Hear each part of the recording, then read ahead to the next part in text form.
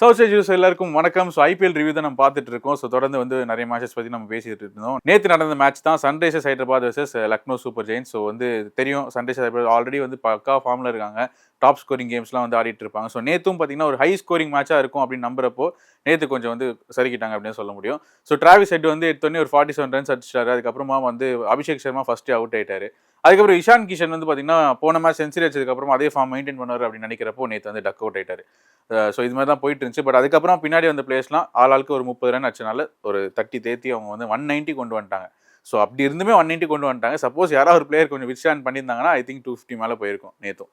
Okay, so இதுதான் வந்து இருந்துச்சு. அண்ட் எல்எஸ்ஜி பற்றி சொல்லணும் அப்படின்னு பார்த்தீங்கன்னா ஷர்துல் தாக்கூர். ஸோ இவரை பற்றி நம்ம சொல்லி ஆகணும். ஷர்துல் தாக்கூர் வந்து லார்ட் ஷர்துல் அப்படின்னு தான் நம்ம சொல்லுவோம்.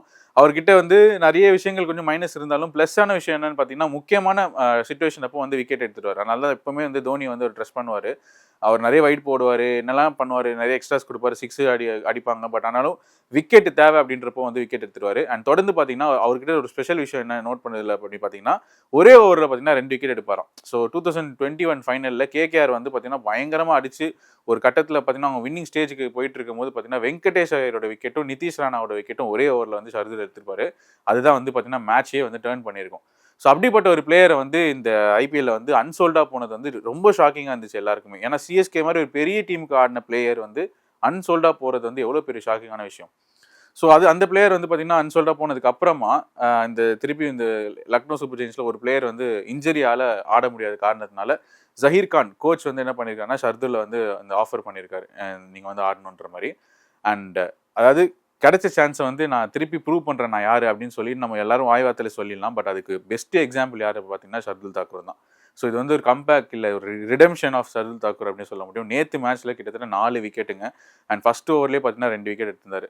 தட் இஸ் அவரோட ஃபர்ஸ்ட் ஓவரில் 2 விக்கெட் எடுத்திருந்தாரு. ஸோ யாருமே வந்து அண்டர் எஸ்டிமேட் பண்ணக்கூடாது இந்த வேர்ல்டு அப்படின்றதுக்கான ஒரு பெரிய எக்ஸாம்பிள் அது. அதுக்கப்புறம் சேஸ் பண்ண லக்னோ சூப்பர் ஜெயின்ஸ் பார்த்தீங்கன்னா வந்து ஆல்மோஸ்ட் வந்து மிச்சல் மார்ஷ் வந்து பார்த்தீங்கன்னா ஒரு 52 ரன். அதுக்கப்புறமா நிக்கோலஸ் பூரன் அவர் வந்து செம்ம ஃபார்மில் இருக்காரு. அவர் பால் ஸ்ட்ரைக் பண்ணுற விதம் அப்புறம் ஷார்ட் பிளேஸ்மெண்ட் எல்லாமே வந்து சூப்பராக இருக்குது. ஸோ கிட்டத்தட்ட 6 6 6 4 அடிச்சு பார்த்தீங்கன்னா 70 ரன் வந்து அடிச்சிருந்தாரு.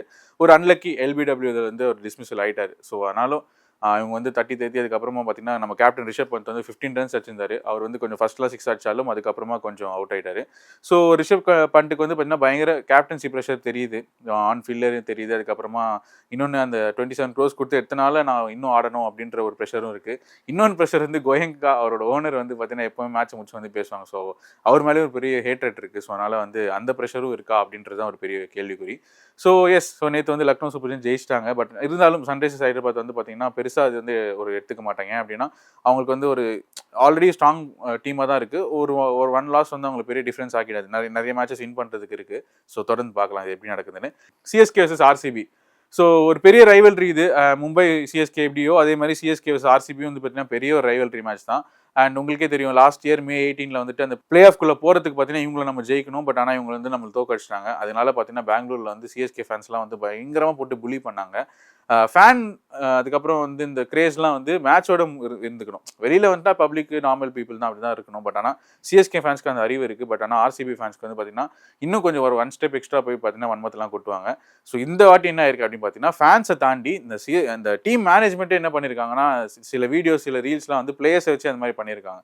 ஸோ சென்னை கொஞ்சம் அப்படியே ஒரு பாட்டம் பண்ணுற மாதிரி ஒரு சைட்லைன் பண்ணுற மாதிரி பார்த்தீங்கன்னா கொஞ்சம் ரொம்ப சர்க்காஸ்டிக்காக பண்ணுறேன் அப்படின்ட்டு பேரில் வந்து பார்த்தீங்கன்னா சில மீம்ஸ்லாம் வந்து பண்ணியிருந்தாங்க.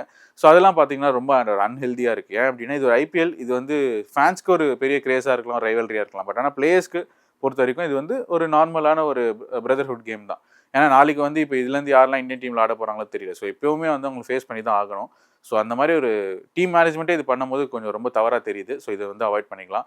அஃப்கோர்ஸ் ஸோ இன்றைக்கி வந்து இந்த மேட்ச் வந்து ரொம்ப ஹைப்டு மேட்ச் அண்ட் ரொம்ப எக்ஸைட்டடான மேட்ச்சு. ஸோ யார் ஜெயிக்கிறா அப்படின்றத பொறுத்து வந்து பார்ப்போம்.